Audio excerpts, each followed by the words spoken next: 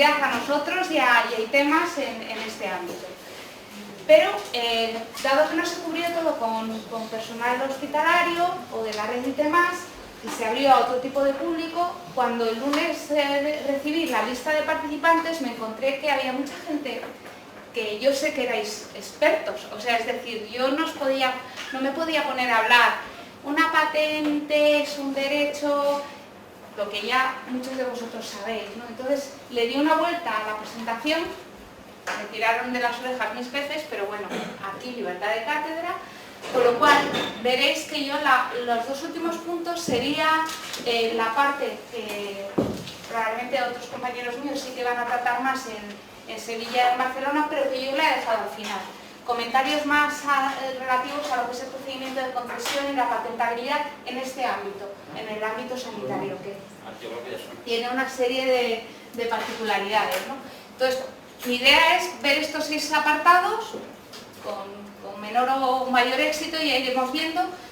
El 6 es la cuña publicitaria, evidentemente, que yo tengo que meter sobre la oficina, y ya os digo que si alguno de vosotros tiene interés en que veamos más temas de procedimiento, pues yo encantada de en la última parte de la mañana quedarnos hasta cuando vosotros digáis. Yo por salir de aquí a las 3, que espero que no lleguemos hasta esa hora, que no tengo ningún inconveniente. Sobre todo para los que venís de fuera de Madrid, pues a lo mejor es una oportunidad interesante. Si no podéis quedaros algo más, si tenéis dudas, pues encantada de resolucionar. Me han pedido el micro. Sí, que no se No sé, vale, perfecto.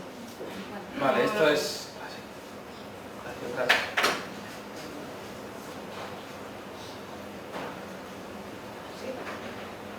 A ver. Pues entre que me he ido a la peluquería y esto, yo no sé cómo voy a salir en la grabación, ¿no? La que no sé si me da la autorización soy yo, porque uno tiene su corazoncito. Vale, se escucha detrás, ¿no? No, sí, sí. ¿Se escucha? ¿Me veis ahora un poco mejor? Bueno, pues, aunque sí que es cierto que no voy a detenerme demasiado en comentar qué es una patente, cómo es la ley de patentes, qué derechos otorga, sí que voy a hacer una mini presentación de este ámbito de lo que es el mundo de la propiedad industrial y la propiedad intelectual y cómo están interrelacionados.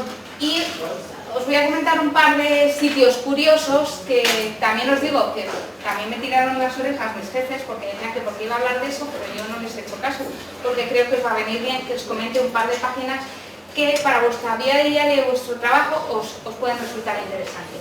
Bueno, pues evidentemente estamos hoy aquí porque el ser humano es muy creativo por naturaleza y esa capacidad de creación tiene muchísimas vertientes y se manifiesta de muchas cosas, de muchas formas. Ha habido que buscar mecanismos precisamente para tratar de proteger esa creatividad. No sé si me oís bien. No. Estás tratado apagado. Vale, no, lo voy viendo yo desde aquí. Se va a notar todo el coche. Bueno, pues como os comentaba, la creatividad se manifiesta de muchísimas formas y se han buscado sistemas que protegen precisamente la creatividad. ¿Cómo se...? Uy, hay eco, ¿no? Sí. Me siento alienígena, ¿eh? De verdad. Bueno, pues, ¿qué mecanismos se han buscado? Se han buscado mecanismos que van a tratar de proteger la creatividad según el sustento o en qué está basada esta creatividad. Todas las creaciones que tienen un carácter más literario o artístico se protegen a través de la propiedad intelectual, que como bien sabéis tiene una normativa concreta que es diferente a la que veremos después, que es la normativa de propiedad industrial.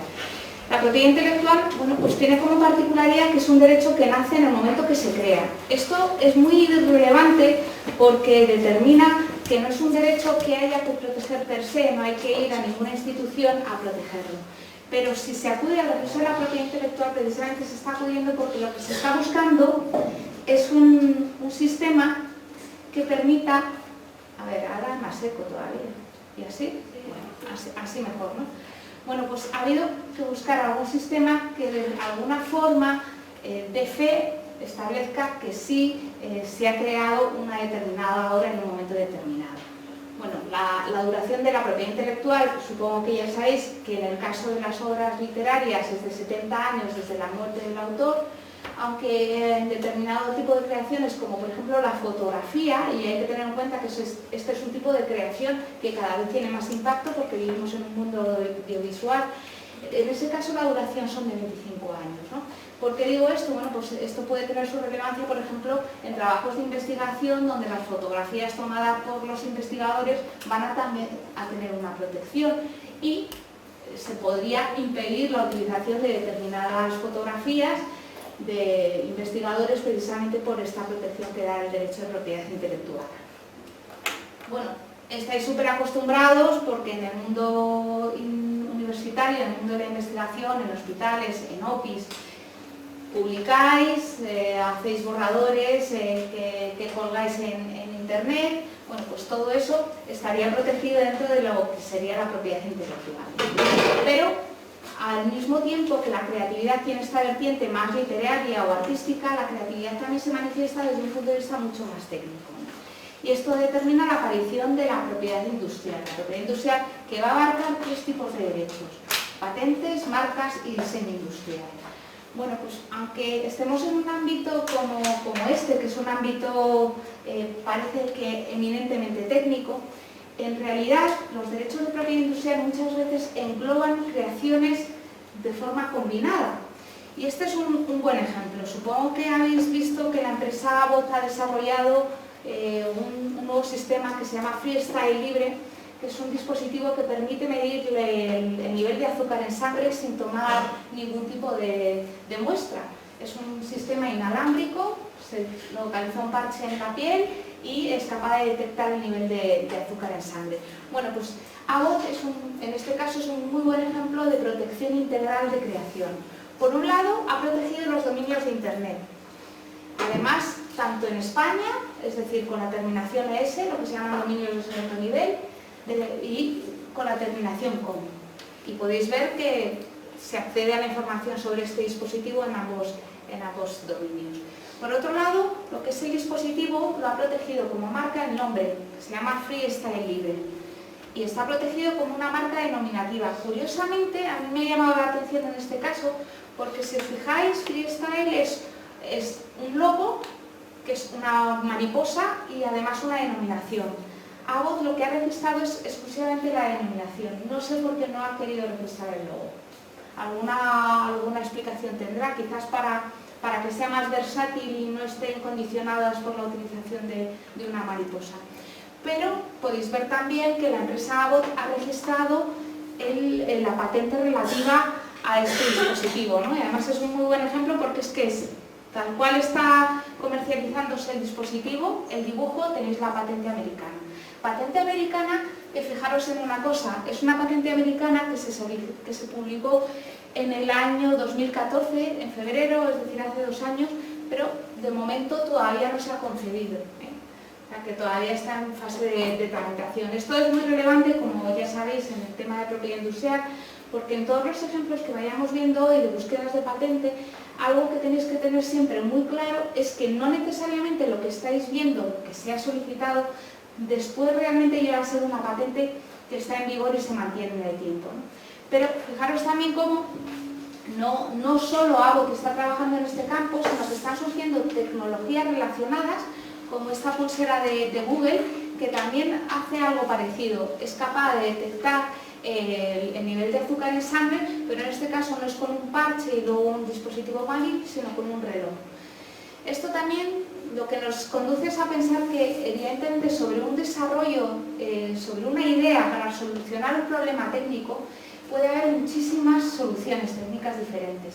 Es decir, el problema técnico en este caso es conseguir un dispositivo, un sistema que dé el nivel de azúcar en sangre sin necesidad de una punción y que se haga de una manera inalámbrica, utilizar medios inalámbricos. ¿Esto qué determina? Pues desde un reloj, probablemente habrá desarrollos con gafas, habrá desarrollos con pequeñas placas que se posicionen una vez en la piel y se eliminen. Bueno, puede haber cualquier tipo de solución, pero que va a dar cualquier tipo de solución técnica al mismo problema técnico, pero que se va a manifestar de formas un poco diferentes, ¿no?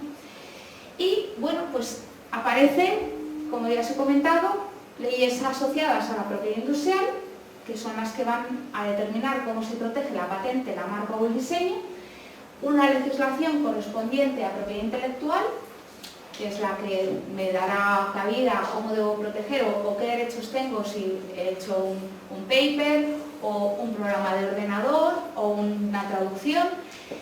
Pero están surgiendo sistemas que esto, bueno, pues no sé si los conocéis, por eso de aquí el meter esta cuña de dos vías que podéis utilizar a lo mejor en vuestros centros de trabajo como vías para dar fe de que habéis creado algo en un momento determinado y como vías alternativas al acudir al registro de la propiedad industrial o al registro de la propiedad intelectual.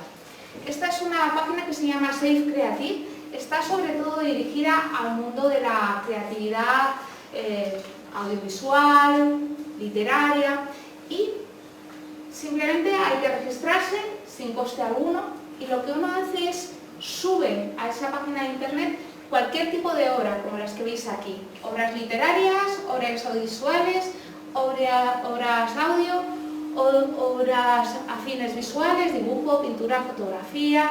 Bueno, ¿qué se consigue con esto? Yo subo mi obra ahí, es un repositorio de acceso libre, de forma que queda registrado que en un momento determinado, en una fecha concreta, yo he dispuesto esa obra ahí. Ya no tengo que ir a un notario para que dé fe, ya no tengo que ir al registro de la propiedad intelectual, y en lo que yo cargo no es que se acceda a toda la información, se accede a un determinado tipo de información. Bueno, no sé si veis bien el ejemplo, lo he puesto con idea. ¿Veis dos dibujitos? Bueno, pues mi segundo apellido es una patente, porque no tengo dinero, no voy a poder mantenerla, pero no quiero que nadie utilice mi información, mi tecnología y se apropie de ella y a su vez pida una patente porque él sí tenga dinero. Bueno, pues a lo mejor alguno de vosotros habéis oído hablar de los Reserve Disclosure, sistemas donde de una forma anónima tú eras capaz también de hacer unas publicaciones que lo que estaban era tratando de eliminar la novedad de un tipo de tecnología. Bueno, pues esta es una vía más sencilla de hacer algo así y donde podéis utilizar esa vía pues como registro, o bien porque realmente queréis tener una fecha que dé fe de que en un momento determinado hicisteis una creación.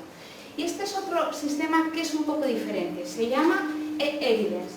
Este sistema yo os comento porque lo he consultado con abogados de propiedad industrial, lo están utilizando y recomendando bastante los despachos de propiedad industrial. En este sistema lo que se trata es de, tú puedes enviar un correo electrónico a esta página eEvidence cuando alguien envía, yo no soy técnica, así que si digo algo incorrecto desde un punto de vista tecnológico, disculpadme. Cuando tú mandas un fichero anejo a un correo electrónico, ese fichero normalmente se trocea, se fragmenta, porque ya sabéis que en internet la información va en paquetes de información, en bits. Bueno, pues cada cosa que tú envías al final está codificada con un código que se llama hash, que es único, está asociado a lo que tú estás enviando. Este sistema lo que te hace es, tú le mandas a eEvidence un correo electrónico y eEvidence de vuelta te responde dándote la codificación que tienen los hash que tiene lo que tú has enviado. ¿Para qué podéis usar esto? Pues por ejemplo, si estáis en acuerdos de colaboración con una empresa y os piden algún tipo de información técnica y os da mucho miedo pedirle el típico acuerdo de confidencialidad porque parece que es que estás dudando de él y te sientes fatal, bueno, pues esta es una vía de vosotros, lo que vayáis a mandarle previamente, hacer este registro para que quede controlado lo que le estáis mandando, para que luego no haya bueno, pues una usurpación. Y se le da de una forma mucho más elegante la idea de que bueno, pues esto está registrado por el sistema eEvidence. No cuesta dinero a partir del envío de un montón de bytes. Si es un envío casual, es free, totalmente free. Esto yo sinceramente creo que sería una vía muy importante, ya no solo para nosotros, sino para cualquier despacho de abogados o cualquier empresa que tuviera relaciones con otros, que todas las transacciones que hiciera a través de correos electrónicos tuviera un sistema de registro de este tipo, porque así te estás asegurando pues, que no hay una manipulación de la información, en qué momento y en qué fecha lo hiciste. Bueno, pues estas eran las dos páginas que me imaginaba que seguramente no conocíais y que creo que para vuestro trabajo, para los que trabajáis en OTRIS o en el mundo de la investigación, pueden ser interesantes. Y bueno, antes de que nos pasemos a comentar ya más lo que sería el taller de hoy, las búsquedas de patente, deciros que el mundo de la propiedad industrial y la propiedad intelectual están bastante entremezclados, porque de hecho una patente, el documento técnico de una patente no deja de ser un documento escrito, como una obra literaria. Y os pongo este recuadrito de un par de párrafos de una patente americana que elaborando un informe me encontré y me llamó mucho la atención, ¿no? Porque en esta patente el solicitante expresamente decía que el documento de patente estaba protegido por derechos de propiedad intelectual y que incluso el resumen estaba protegido por derechos de propiedad intelectual. Yo nunca lo había visto este comentario en este párrafo, supongo o intuyo, esa es la explicación que quiero creer, que esto lo ha hecho como un aviso a navegantes a las bases de datos de patentes, porque no querrá, por lo que sea, que se incluya el resumen que él ha presentado con esa información. ¿El por qué? Pues no lo sé. Leeroslo, tenéis ahí el número de la patente, porque de verdad que es la primera vez que yo he visto un comentario de este tipo en una patente, ¿no? Bueno, pues esto me lo voy a pasar sí que a toda pastilla, no simplemente para ponernos en situación. ¿Qué es una patente? Bueno, pues realmente es un contrato que se va a plasmar en la forma que veis aquí, ¿no? Lo que os he dado en la documentación que os he dado, veréis que hay una hoja que es un documento de patente, que veremos ahora. Bueno, pues una patente no deja de ser un contrato que suscribe la administración y el solicitante. ¿Y en qué consiste este contrato? Bueno, pues en este contrato la administración se compromete a darte un monopolio temporal de explotación, ser el único que puedes utilizar esa tecnología protegida por patente o comercializar una tecnología protegida por patente, no solo la fabricación, y el solicitante, por otro lado, se compromete a otra cosa, a la divulgación de la invención. Y eso que va a determinar la aparición de un documento de este tipo. Documento que veremos ahora sus partes más relevantes, ¿no? Bueno, esto simplemente como recordatorio. ¿A quién se le da una patente? O una marca o un diseño, al primero que registra. ¿Por qué plazo? Un plazo de 10 o 20 años, que es improrrogable. 10 años es un modelo de utilidad, 20 años es una patente, o indefinido en el caso de una marca. Con un coste, las cifras que tenéis ahí, pero es un derecho que se mantiene si se explota, si se pagan tasas de mantenimientos y si no hay demandas por parte de un tercero, ¿no? Esto, bueno, pues como recordatorio de los principios básicos que rigen el derecho de patentes, ¿no? Este derecho se concede también si la invención no está excluida dentro de las prohibiciones de la ley, si se cumplen los requisitos de la ley, novedad, singularidad, factor inventiva. Diréis, este concepto de singularidad no lo he visto nunca en patentes, no, porque yo aquí lo que he puesto es un poco el compendio de todos los requisitos que se exigen tanto a una patente, a una marca como a un diseño industrial. Y este derecho se concede si se completa el procedimiento de concesión de patentes.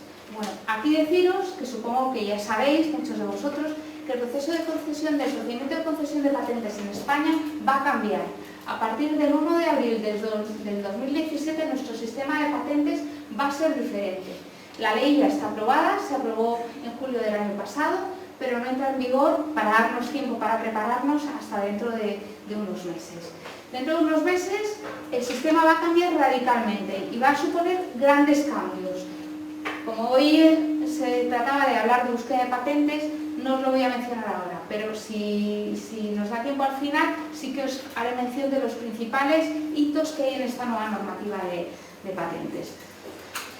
Los requisitos de patentabilidad, que como os he dicho eran novedad, actividad inventiva, suficiencia de la descripción, aplicación industrial, que la invención sea técnica, y esto es lo que se evalúa en una institución como la mía, la Oficina Española de Patentes y Marcas, ¿no? Y algo que es muy importante, ¿no? En este compromiso, en este contrato que firma la administración con el solicitante se compromete a divulgar su invención, es decir, se publica, pero la administración le exige que la invención sea nueva. pese a que a lo mejor muchos de vosotros os sorprendáis y parece que este debía ser algo que tiene que haber calado en la investigación en España, no ha calado tanto como quisiéramos. Y tenéis aquí un ejemplo muy clarito. Esta es una patente solicitada en enero del 2003 por la Universidad de Castilla-La Mancha. Bueno, ya han pasado 11 años, yo creo que ahora unos 13 años, ya no cometerían este error. Era una patente sobre un aguardiente de limón. Una patente sencilla, sin demasiada complejidad. Bueno, pues resulta que esta patente que se solicitó en enero del 2003, esta misma universidad, el mismo investigador, un año antes, no llegó a un año, unos meses antes, publicó un artículo publicado y accesible, porque otra cosa es que vosotros, al mismo tiempo que solicitáis la patente, enviéis un borrador de paper a una revista. En ese caso todavía no ha habido una divulgación de vuestra invención, no ha habido una publicación, no estáis autodestruyendo la novedad. Pero en este caso, la propia universidad, cuando solicitó la patente, no tuvo en cuenta este hecho, que determinó que el examinador que hizo el informe, en su informe precisamente mencionara como algo que afectaba a la novedad de la patente este mismo artículo. Porque en el mundo de la propiedad industrial tú te autodestruyes la novedad como patentes. Pero hay casos en los que hay una muy buena gestión de la información, y creo que hay alguno de vosotros que viene de la Universidad Politécnica de Valencia y de esa zona. Bueno, pues este es un ejemplo que, como venía muy bien para este curso, lo saqué la semana pasada del NotiWeb de Madrid +D. Apareció una noticia que habían diseñado un nuevo implante para la regeneración del cartílago articular. Bueno, pues esta investigación era un proyecto conjunto del Hospital de la Fe, la Universidad de Valencia. Bueno, eran tres universidades, tres centros públicos. Bueno, pues si uno se pone a bucear en la red, se encuentra con que la Universidad Politécnica de Valencia, hace publicaciones periódicas donde pone su oferta tecnológica, y en el folleto de julio del 2015 precisamente está esta información, que tienen un desarrollo de un implante de tipo articular.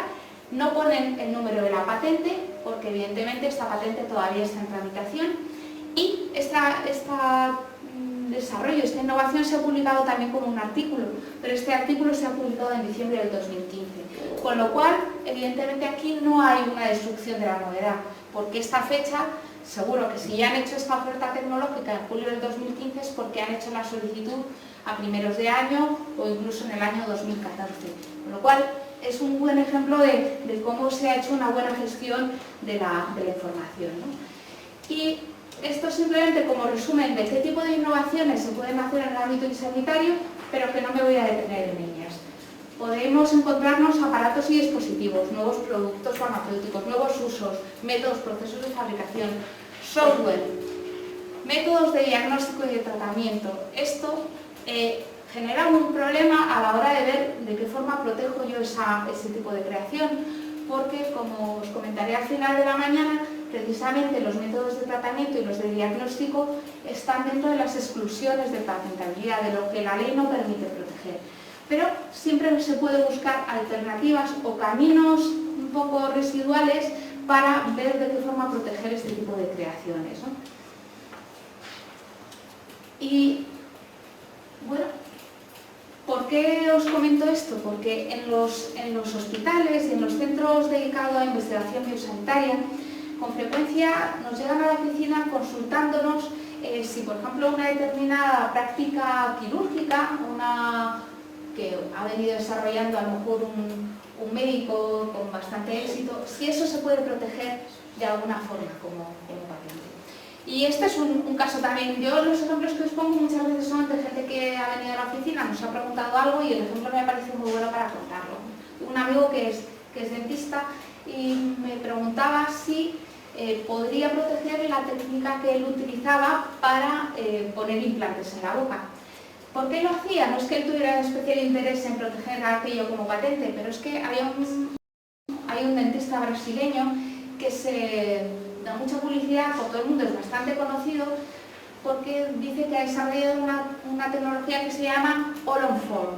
Es decir, que casi sales de la consulta con todos los dientes puestos. En lugar de tener que ir varias veces, pues ha desarrollado esa tecnología y ese protocolo de trabajo. Bueno, pues estuvimos buscando y evidentemente ya le dije, mira, eso no se va a poder proteger como patente, pero lo que es el nombre de esa técnica lo ha protegido como marca y está protegido. Aquí tenéis los datos de esta marca. Y sí es cierto que este dentista, que es bastante activo y bastante dinámico, en colaboración con una empresa danesa, creo que es sueca, ya no recuerdo exactamente, que está muy implantada en el mundo de los implantes, nunca mejor dicho, en el mundo de los desarrollos tecnológicos bucodentales. Bueno, pues sí que tienen patentes en colaboración uno y otro, la empresa como solicitante y él aparece como inventor, pues a lo mejor de nuevos tipos de tuercas para los implantes, nuevos tipos de materiales, pero fijaros, lo que se está protegiendo es un producto ya muy concreto.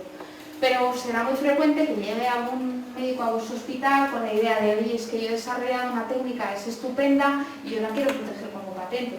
Pues la técnica en sí no se va a poder proteger. Podrás proteger partes de la técnica, si lleva asociado un aparato, un dispositivo, un producto que utilizas en la utilización de esta técnica.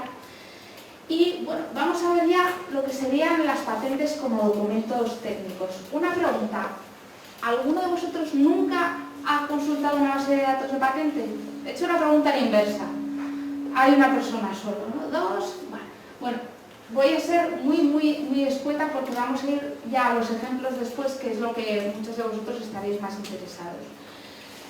Sí deciros algunas cosas de lo que es un documento de patente, que tenéis que tener en cuenta y que os pueden ayudar incluso cuando estáis haciendo búsquedas. Bueno, ¿por qué surge un documento de patente? Aquí tenéis un esquema de cuál es el procedimiento de concesión que ahora mismo se está desarrollando en nuestra oficina. Y que me va a valer esta transparencia porque está muy esquemática, incluso aunque nuestra ley cambie.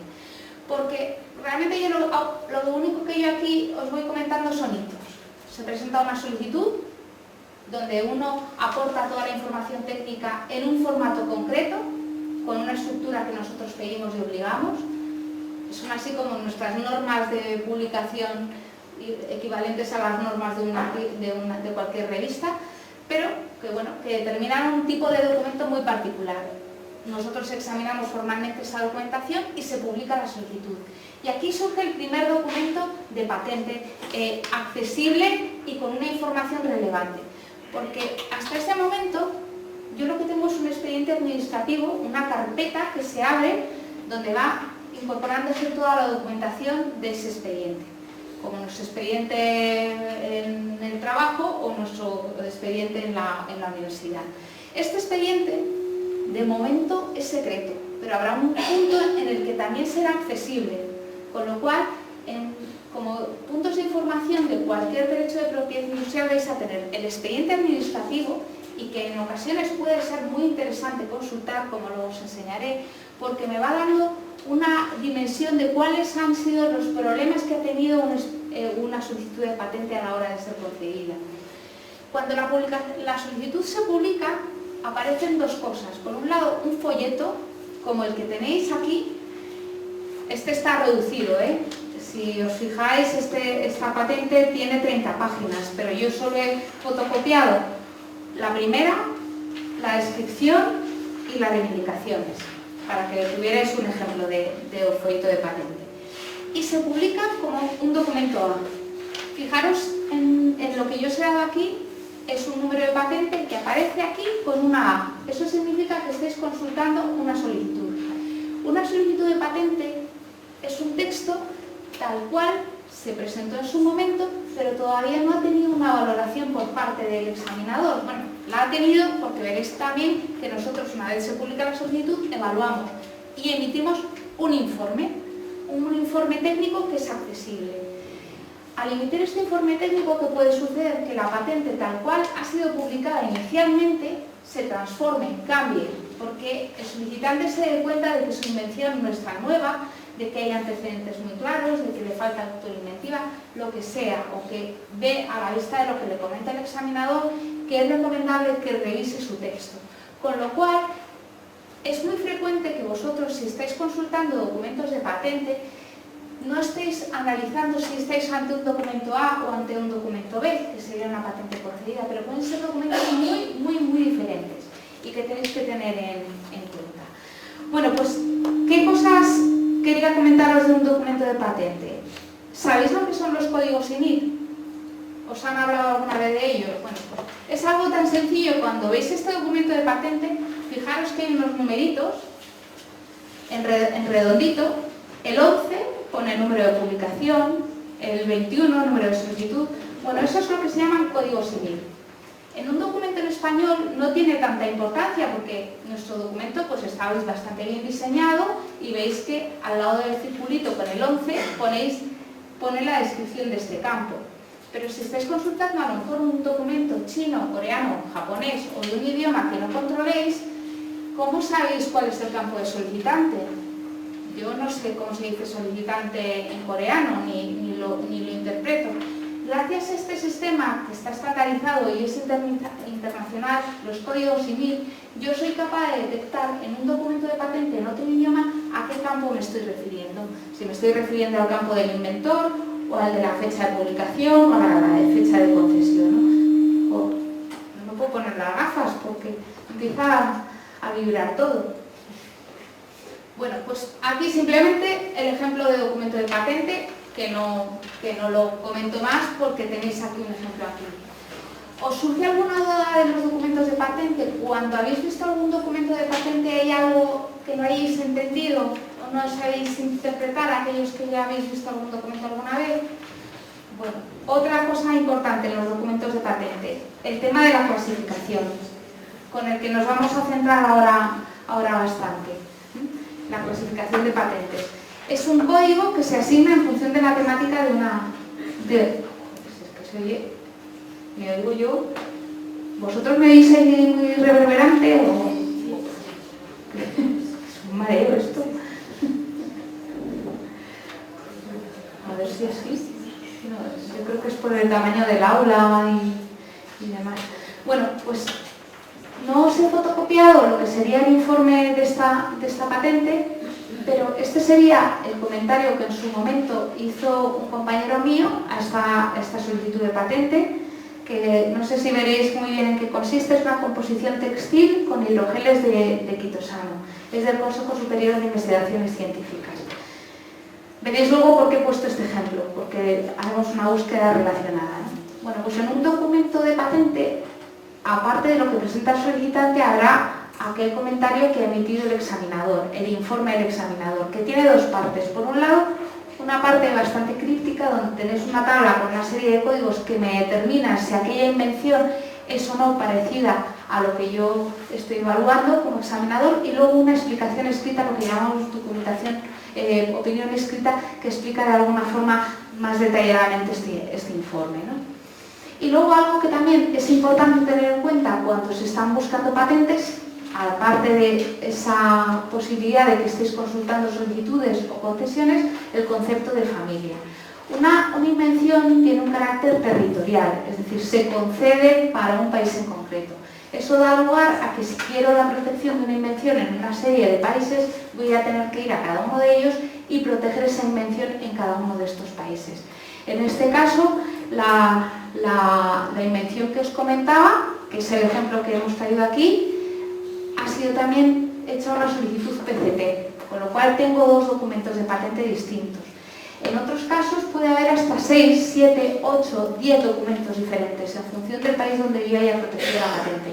¿Eso qué va a determinar? Que el documento de patente español, el americano, el francés, el europeo, no tienen por qué ser exactamente iguales, con lo cual a la hora de evaluar tecnología, a la hora de, o incluso de hacer una búsqueda para saber qué está sucediendo en el mundo sobre un determinado campo, tenéis que tener en cuenta qué estáis consultando. Porque, por ejemplo, las patentes americanas suelen ser mucho más concretas, están, como si dijéramos, la tecnología más fragmentada que en las europeas o en las españolas.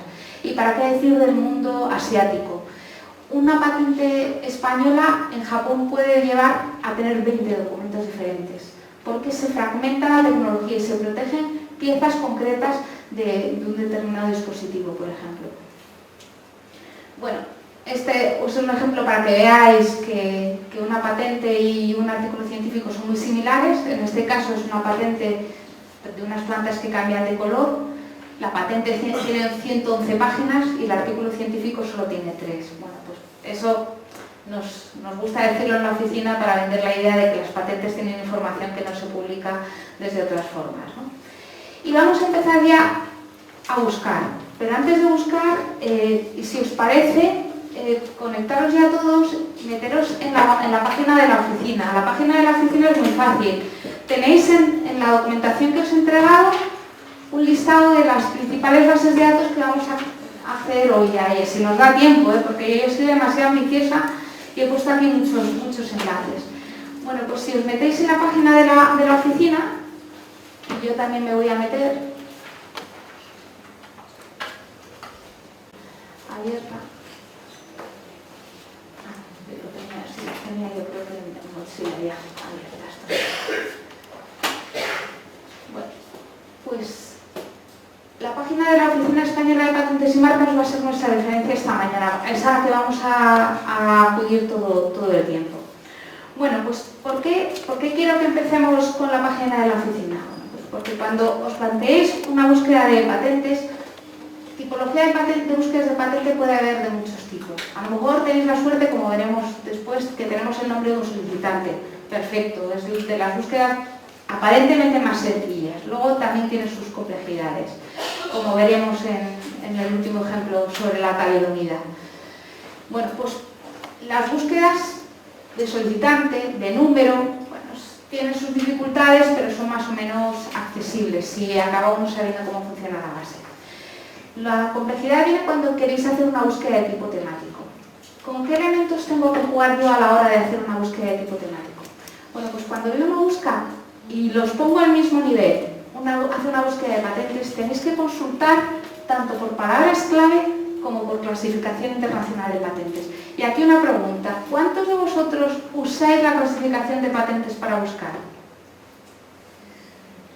Bueno, todos los que estáis, fijaros, 5, y sois 32. Pues aquellos que no buscáis con la clasificación de patentes, estáis perdiendo más del 50% de la información que os pueda resultar útil. Y lo vais a ver, ¿eh? No me lo estoy inventando. Es que si no buscáis, además por clasificación, estáis perdiendo muchísima información relevante. Bueno, pues, ¿cómo voy a utilizar la clasificación internacional de patentes? ¿O en qué consiste la clasificación internacional de patentes? Vamos a la siguiente transparencia. Bueno, pues la clasificación internacional de patentes es un sistema que se utiliza a nivel internacional, está estandarizado, lleva ya muchos años en funcionamiento, tiene más de 70.000 grupos. Y diréis, bueno, ¿y dónde conozco yo esa clasificación o en qué consiste? Nada, muy fácil. ¿Estáis todos en la página de la oficina? Si alguno de repente se le va la conexión o no se conecta, avisarme y paramos y vamos parando y os ayudo. Bueno, pues veis que aquí están todos los nombres de las bases de datos accesibles en la oficina. Pinchar en clasificación internacional de patentes. Yo ya lo he hecho, entonces me he abierto la pestaña. Algo que yo siempre reniego de la oficina es que tenemos demasiada información y muy poca claridad. Si nunca os habéis metido en la clasificación internacional de patentes, llegáis a esta pantalla y os da un ataque. Decís, ¿y esto qué es? Yo aquí no veo nada, porque esto es un texto larguísimo explicando el concepto de clasificación. Bueno, ¿dónde os tenéis que quedar? En dos puntos, aquí y aquí, que somos los que vamos a ver. Darle acceso a la CIP. Y aquí ya sí que vais a acceder a lo que es el texto de la clasificación. ¿Cómo está estructurada la clasificación? La clasificación son 8 tomos. Y cuando digo 8 tomos es que cuando yo empecé a trabajar en la oficina nos daban 8 tomos en papel, así, que ocupaban esto, eran verdecitos y llenos de códigos, de números y letras, donde te explicaban cada cosa, en qué consistía. Ahora ya eso se ha dejado de editar en papel. Tenemos algún ejemplar así de testimonial en la oficina, pero ya solo se consulta en internet. Esto corresponderían a los tomos físicos, cada uno de una clase concreta. Entonces, imaginaros que queréis hacer una búsqueda de STEM, porque bueno, pues vuestro hospital ha desarrollado un nuevo tipo de STEM hecho de un material diferente, o que la estructura es distinta a la estructura geométrica que permite que se meta mejor por las arterias, las venas, lo que queráis, o que tenga unas grapas que agarren el STEM como si fuera un ganchito al interior de la vena, lo que sea. Dices, bueno, ¿y cómo puedo buscar información de STEM? La palabra STEM es muy relevante, entonces es muy frecuente que vosotros os vayáis a las bases de datos gratuitas, metáis STEM y os salgan cientos de patentes y digáis, ya está, con esto es suficiente. No, porque a lo mejor ahí te va a salir mucho ruido, cosas que realmente no son relevantes. La clasificación precisamente lo que os va a llevar es a poder depurar esa información. Pero claro, ahora viene la pregunta del millón, ¿y cómo veo yo cuál es el código que corresponde a un STEM?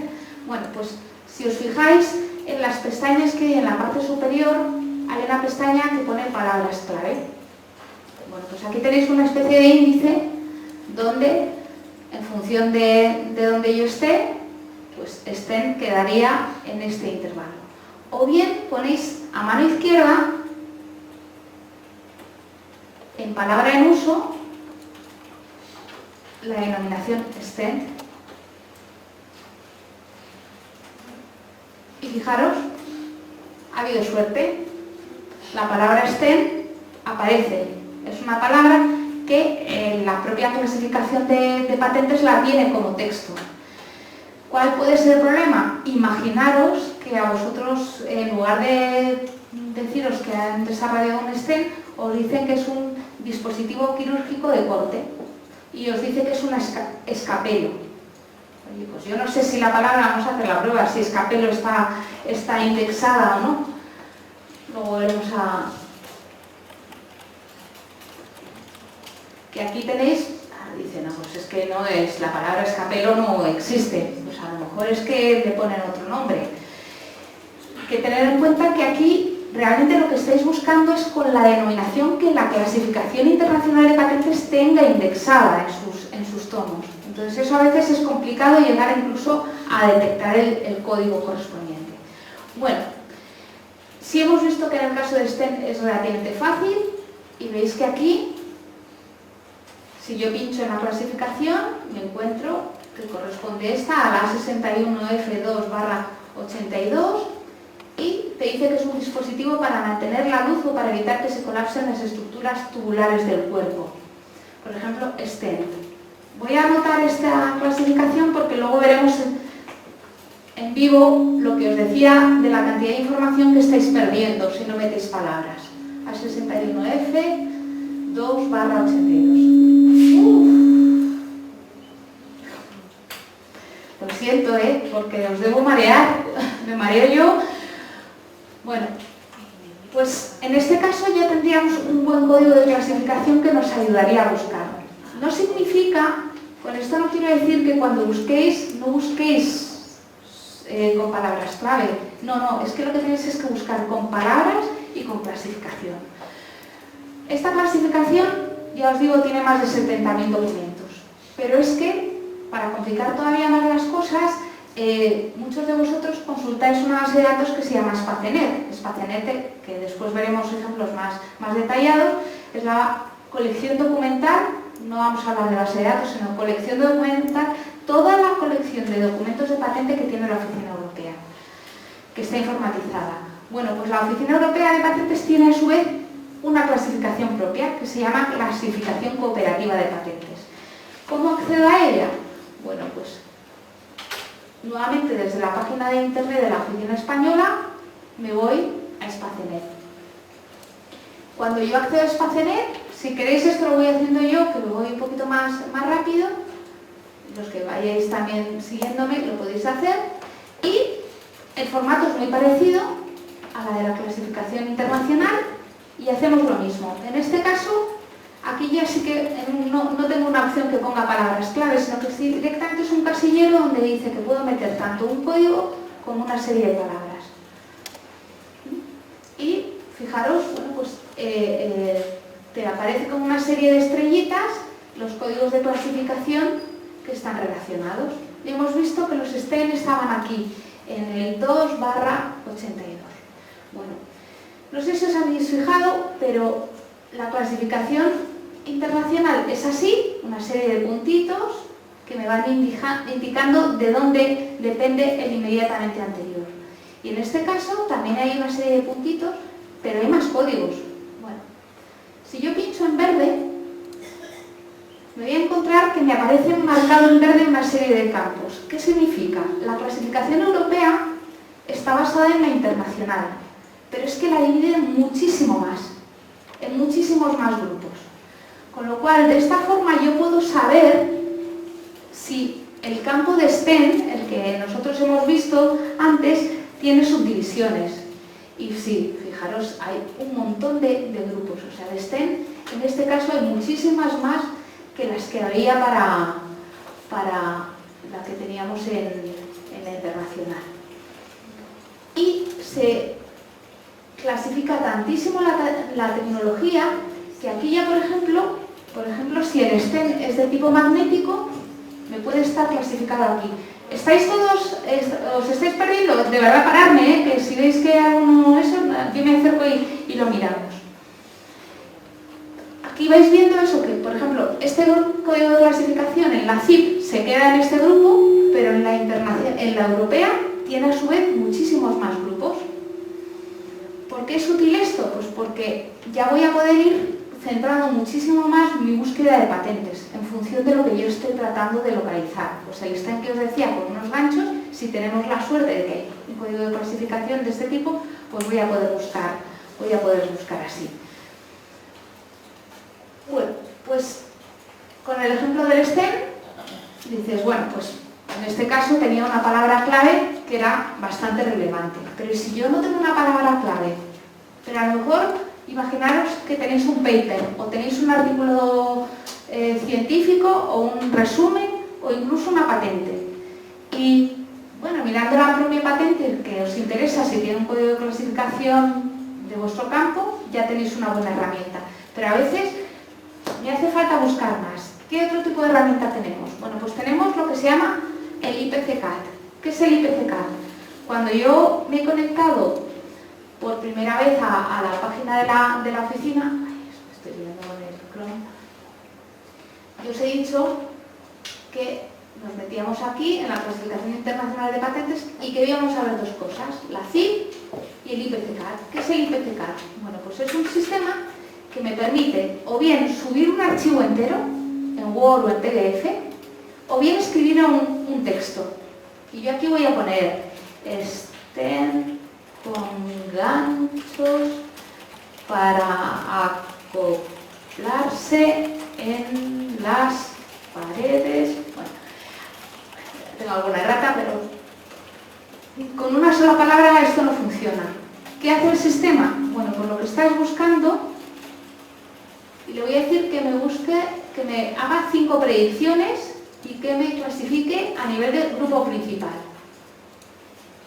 Y entonces, ¿el sistema qué hace? Busca en una base de datos con 200.000 referencias de documentos españoles que han indexado todos los términos de esas patentes y con un algoritmo matemático han calculado frecuencias. Entonces, si la palabra STEM está en un porcentaje muy alto en este código de clasificación, pues te dice que está ahí.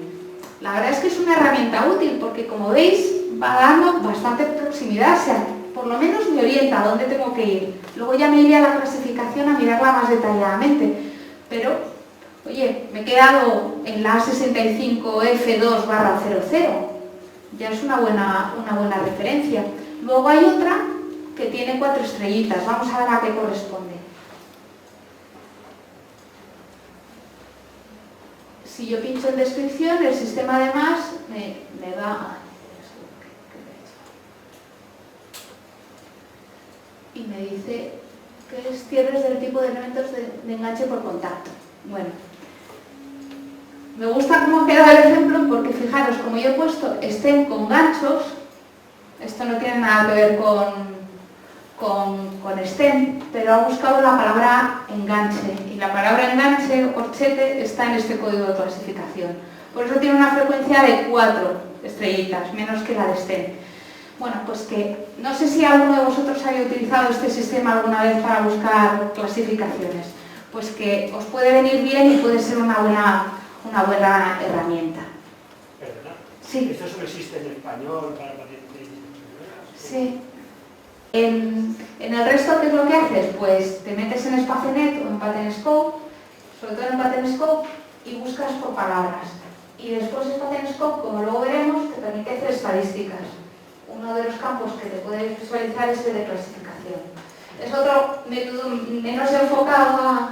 Hombre, y esto tiene sus limitaciones, que tampoco os creáis que esto es la piedra filosofal, pero desde luego, de no tener ningún conocimiento a por lo menos poder apoyarte en esto, no lo he dicho, pero preguntad lo que queráis, ¿eh? No... Yo encantada, ¿eh? Bueno.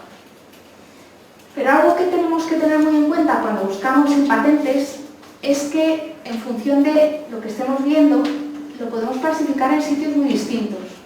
¿Por qué? Imaginaros que se desarrolla en vuestro hospital una nueva membrana para aparatos de hemodiálisis.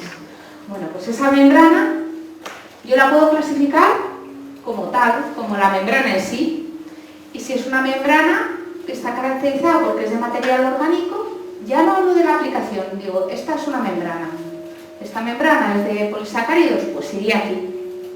Pero claro, ¿dónde utilizo luego esta membrana? Pues esta membrana la utilizo en un proceso de hemodiálisis. Entonces, si yo estoy buscando membranas de hemodiálisis, será conveniente que además de buscar por la membrana en sí, busque por el lugar de aplicación, en este caso un tratamiento de hemodiálisis, ¿no? Y todo lo que correspondería diálisis, ósmosis, ultrafiltración estaría aquí en la B01D6100. Pero además, si esta membrana, imaginaros que es un aparato de hemodiálisis que es para fabricar lo que conocemos como un riñón artificial, porque el otro, el código del B01D está relacionado con un proceso de diálisis, entendido como un proceso de separación de una sustancia sólida que está disuelta en un medio líquido. Un proceso de ósmosis en una planta desaladora es también una diálisis. Técnicamente es una separación. Bueno, pues también esa membrana estará clasificada ya con la aplicación concreta que es para un aparato de hemodiálisis. Con lo cual, para hacer una búsqueda buena en un campo como este, ¿qué tendría que haber utilizado? Palabras clave: membrana, hemodiálisis, lo que se os ocurriera, sangre, construiría mi estrategia. Pero además tendría que utilizar todos estos códigos de clasificación. ¿Que quién los asigna?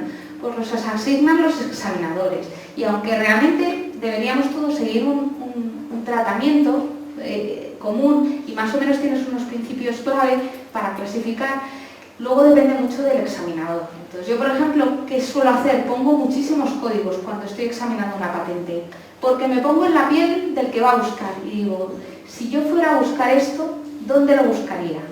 Imaginaros un aditivo alimenticio basado en huevo, pues lo buscaría en productos alimenticios en aditivos, lo buscaría en aditivos basados en huevo, buscaría todos los posibles, intentaría ponerme en la piel del que busca. Y como cada uno tenemos un mecanismo mental en nuestra cabeza, pues lo que a uno se le ocurre a otro, ¿no? Y es sorprendente porque de repente encuentras cosas clasificadas en sitios inimaginables. Dices, pero ¿y cómo se le puede ocurrir a este meterlo aquí? Bueno, pues su mecanismo mental, cada uno tiene el suyo, ¿no? Y en el caso de... Y lo voy a poner aquí para que no me resulte complicado a 61M. Sí. ¿Hay un máximo a vosotros como técnicos? ¿Tenéis un máximo de códigos que podéis asignar? No. ¿Tenéis limitación? No nos pone limitación. Lo que pasa que yo creo que normalmente los 4, pero un poco porque tampoco te da de sí, mucho más, pero no nos pone límite. Y ya os digo que ahí, igual que cuando veis informes de examinadores distintos, cada examinador tiene un concepto intelectual diferente, ¿eh? Cambiamos mucho y también con la edad se cambia. Yo no soy la misma de hace unos años cuando hago informes. Bueno, ¿por qué vamos vamos a hacer esto? Pues para que veáis la riqueza de la clasificación de Spacenet. Antes con este lo habéis visto, ¿no? Pero si ahora metemos, por ejemplo, la A61M1/16, fijaros, en la CIP, en la internacional, es un tratamiento de diálisis a riñones artificiales con membranas. Aquí se quedaba la CIP. Pero fijaros cómo subclasifica la Oficina Europea. Hay 54 códigos. La subdivisión de la tecnología es brutal aquí. Y esto, en este campo en concreto, en el de la biomedicina, es muy útil. Porque es verdad que clasifican muy bien. Podéis perdonar, pero es que no se puede hacer nada para que no... He ido a buscarles hasta en cuanto aparecieron. Porque es que yo creo que estáis... A ver si... Me voy a bajar, me voy a quitar de la oreja, me lo voy a despegar un poco. ¿Me seguís oyendo? Yo creo que se acopla con esto, Con el... altavoces. Sí, Cuando te giras, sí, cuando se me acopla giro, más. cuando me pongo así, se acopla mucho. con el altavoz. Bueno, a ver si así me veis mejor, a ver si se acopla menos. Porque, bueno, pues esto es lo que quería comentaros de clasificación, porque es muy relevante. Yo os animo de verdad a todos los que hacéis búsquedas de patentes y hasta ahora os enfrentabais siempre buscando solo por palabras, perderle el miedo, buscar por clasificación, porque os van a dar búsquedas muchísimo más precisas y mucho más ricas, no con tanto ruido como hay tantísima información ahora. Porque, ¿cuál es el problema que tenemos ahora? Estas son cifras, las últimas estadísticas de... Sí.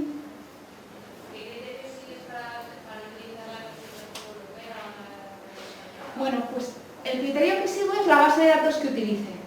Si yo voy a buscar en una base de datos que solo tiene el campo de clasificación europeo, solo de clasificación internacional, pues solo puedo buscar con la CIP. Pero si me voy ahora a una base de datos que tenga el código de clasificación permita buscar por el europeo, como va a ser Spacenet, busco por el europeo. Ahora lo veréis con las distintas bases que vamos a nombrar. Bueno, solo para que os hagáis una idea al mundo al que nos enfrentamos, que está haciendo súper complicado las búsquedas de patentes, pero las hace complicadas a todos, a vosotros y a los examinadores. Solo en el año 2014 se solicitaron 2.600.000 documentos de patente en el mundo y 948.000 documentos de modelos de utilidad. Pero, no sé si veis bien lo que aparece aquí, solo en el año 2014 chinos son 900.000 documentos los que se han publicado, los que se han solicitado. ¿Esto qué hace? Que cuando busquéis ahora, en cualquier campo, da lo mismo, biomédico, agricultura, tecnologías TIC, buscáis y los primeros documentos que os aparecen son chinos. Entonces es un horror, porque es que yo no sé chino. Pero bueno, están surgiendo sistemas y además los chinos es verdad que ya quitaros un poco de la cabeza el concepto de chino copia no protege. Chinos protegen y ahora se les empieza a copiar a ellos las patentes. El mundo está cambiando y esto ya no es lo que era antes. Los chinos están muy proclives a que su información, a que sus patentes tengan valor, entonces están haciendo todo tipo de herramientas que nos ayudan a que, por ejemplo, las patentes chinas se puedan encontrar traducidas al inglés. Y luego veremos algunas bases de datos. Bueno, ¿esto qué ha determinado? Que haya cientos de bases de datos. Tienes bases de datos para todo tipo. ¿Qué bases de datos tenéis? Bases de datos de pago. ¿Cuántos de vosotros usáis bases de datos de pago? Ninguno. Usabais, ¿no? Cuando... Esa, y bueno, y contratamos Thomson, como yo ya conocía Thomson, pero ya no... Nada. Bueno, pues estas bases de datos de las de pago se están quedando casi residuales para grandes corporaciones que tienen pasta. Las oficinas de patentes tenemos que pasar por el aro y pagar porque tenemos que buscar en fuentes lo mejor posibles.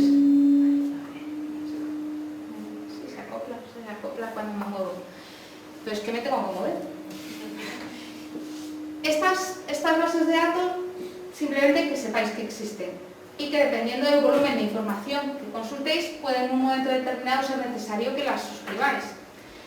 ¿Y qué nos quedamos habitualmente? Con las bases de datos gratuitas, que ahora os voy a ir mencionando. Y luego hay las bases de datos. Estas bases de datos gratuitas, pues el origen es muy diverso. En ocasiones han surgido pues, por iniciativas propias, como por ejemplo Google, su base de datos de patentes, que tiene una colección que yo recomiendo, que luego veremos, buscar para, por ejemplo, las patentes chinas, porque es que tienes la traducción automática al inglés del documento chino, que ya es una ayuda importantísima a la hora de buscar. Otras han surgido pues, por despachos de propiedad industrial que en un momento determinado tenían buenas colecciones de patentes y con la informatización se dan cuenta de que su base de datos, que era de uso interno, la pueden llevar afuera. Ganan dinero, pues lo típico, con publicidad, con otro tipo de fuentes. Y luego todas las oficinas nacionales importantes tienen bases de datos que son accesibles y son gratuitas. En este caso, claro, estas bases de datos, normalmente las del tipo 2, las de pago, ya sí que incluyen información no solo técnica, sino también información legal. Porque algo que es muy importante y que no debéis olvidar cuando estéis buscando información de patentes es que una patente es un derecho con una vida legal. Y de la misma forma que no es igual un documento solicitado que un documento concedido, a una patente le pueden pasar muchas cosas. ¿Por qué os comento esto? Pues a mí me tocó una vez hacer un informe. Una empresa que tenía que renegociar un acuerdo de transferencia de tecnología. Es una empresa que se dedica a la fabricación de kits de diagnóstico.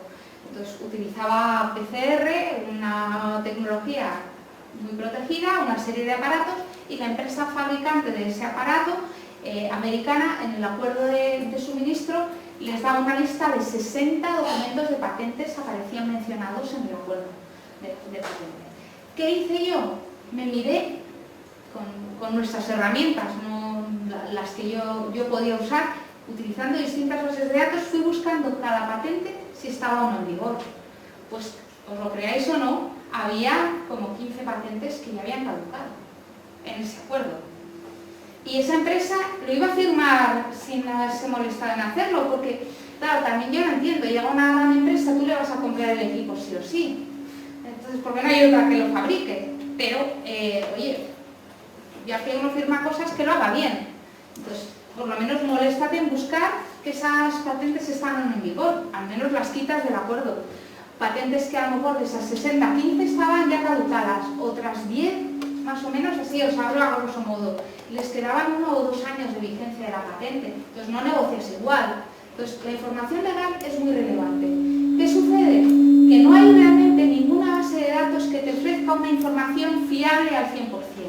Es decir, que si vosotros estáis haciendo una búsqueda legal de información de patentes, al final vais a tener que acudir a la oficina correspondiente y pedirle un certificado. ¿Por qué? Porque la base de datos de información legal me puede decir a lo mejor, bueno, pues esta patente dejaron de pagar la anualidad del año pasado. Pero eso no significa que ya esté caducada, porque sabéis que en cualquier norma hay siempre plazos que te alargan el tiempo para poder pagar una patente, con lo cual, ¿quién te va a poder dar un certificado diciendo exactamente en qué situación legal está un documento? La oficina correspondiente. Con lo cual, si alguna vez os piden informes de ese tipo, de infracciones, en qué situación legal está, vais a tener que acudir a la fuente primaria, que va a ser la oficina correspondiente. En nuestro caso, la Oficina Española de Patentes y Marcas es la que os va a emitir un certificado diciendo, bueno, pues esta patente ha pagado una anualidad o no. O imaginaros que esta es una patente que ha sido embargada o que ha habido una licencia y ha ocurrido en un intervalo que todavía no se ha cargado esa información en la base de datos. Bueno, pues eso tiene que quedar registrado y solo lo hace el registro oficial. Bueno, para que veáis un poco la diferencia entre bases de datos de pago, es que esto cada vez es peor. Si grito, ¿me oís? Yo por si tienes que grabar esa tú a lo mejor no oyes, pues que...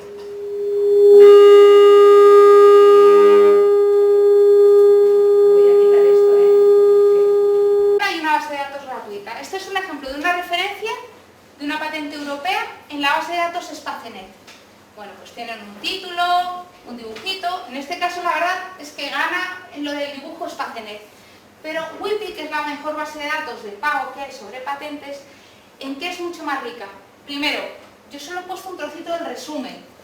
Este resumen en WIPI puede tener hasta 2 páginas, porque hace un resumen muy exhaustivo de la patente. Casi a veces ni siquiera te tienes que leer el documento y ya con ese resumen, porque habla de qué reivindicaciones son las que tiene esa patente, de qué está protegido, si por ejemplo es un producto químico, si el producto, si está protegido también el procedimiento. Y luego además, esto también para que lo tengáis en cuenta. Cuando yo os he hablado de que una patente se tiene que pedir país a país y eso genera el concepto de familia, ¿qué sucede? Que imaginaros que yo pido una patente en España y antes de 12 meses me voy a otro país, utilizando el concepto de prioridad. Y esa patente que yo he pedido en ese segundo país, le he introducido algunas mejoras. Y esas mejoras ya no las puedo acoplar a la patente española, pero imaginaos que me voy a un tercer país y digo en el tercer país, oye, yo voy a reivindicar la prioridad de lo que pedí en primer lugar, más lo nuevo de lo que pedí en el segundo lugar. Y esto es lo que se llama prioridades múltiples. Entonces, Spacenet tiene un concepto de agrupar las referencias diferente que el que tiene WIPI. En buena lógica diríais, las 3 referencias tendrían que ir juntas, ¿no? Porque son el mismo concepto inventivo, es la misma tecnología inicial. Los 3 documentos formarían parte de la misma familia. Pero llega WIPI y te dice, no, porque no coinciden exactamente las prioridades. La prioridad de la tercera patente no es igual que la de la segunda, porque la segunda tenía un documento mencionado como prioridad y la tercera tiene el primero y el segundo. ¿Me seguís el mecanismo? Esto va a determinar que la información que recuperéis en bases de datos, por ejemplo en el campo de familia, no va a ser exactamente igual. Y eso, bueno, pues puede ser interesante cuando se está buscando información sobre las familias de un documento de patente, chequear varias bases de datos para ver qué campo de familia agrupa cada una de ellas. Bueno, ahora os voy a ir mencionando bases de datos.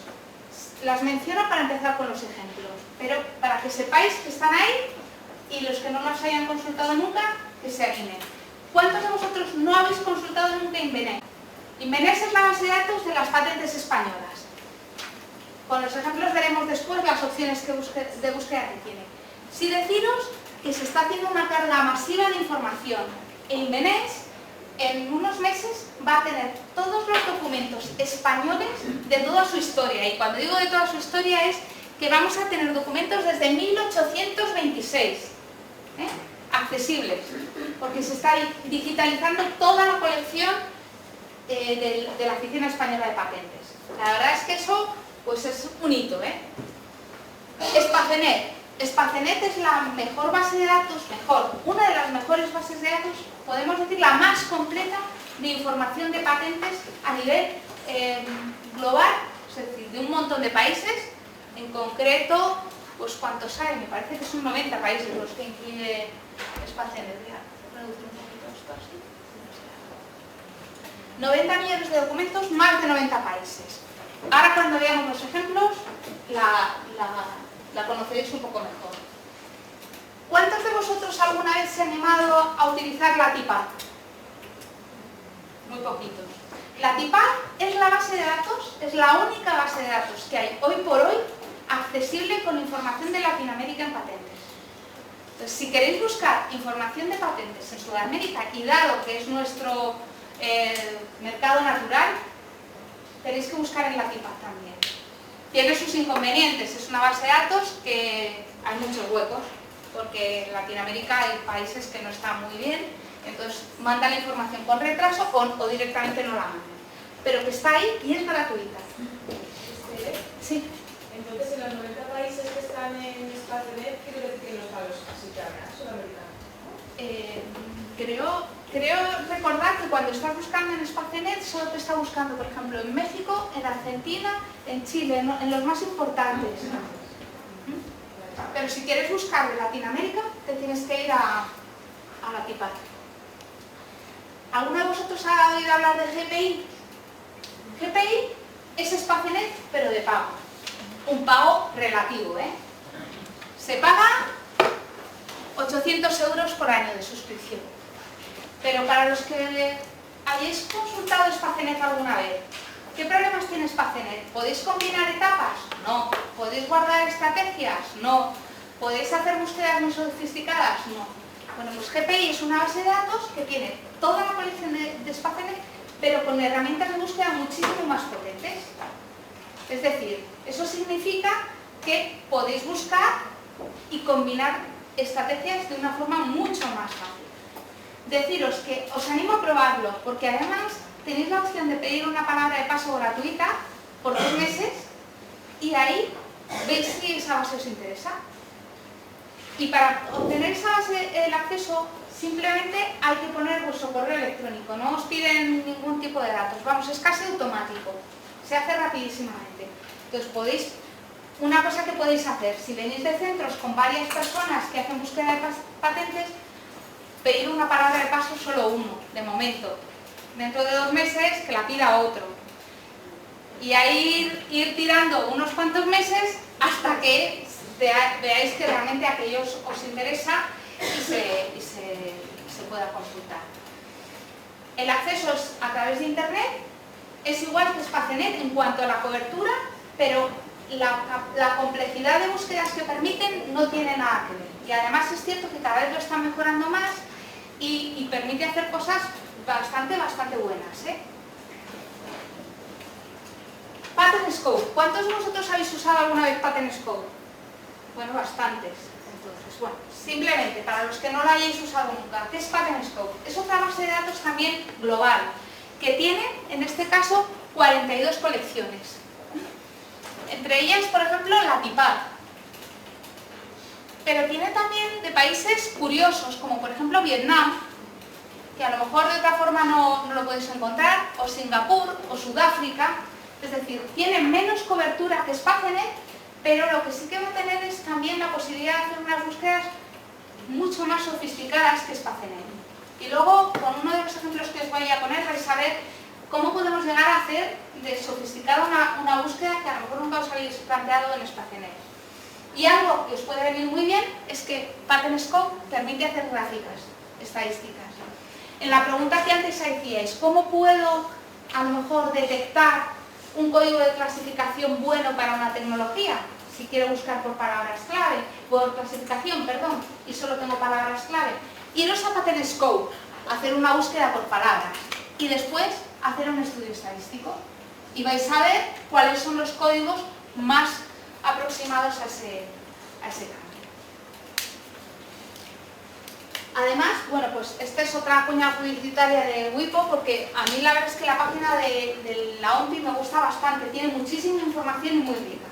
La OMPI, aparte de hacer estadísticas, de poner Pattern Scope, hace también estudios estadísticos y estudios como de vigilancia tecnológica en sectores. En concreto, ahora mismo creo que hay 12 sectores y entre ellos tienen informes sobre esto, que yo creo que os puede venir bien a algunos de vosotros.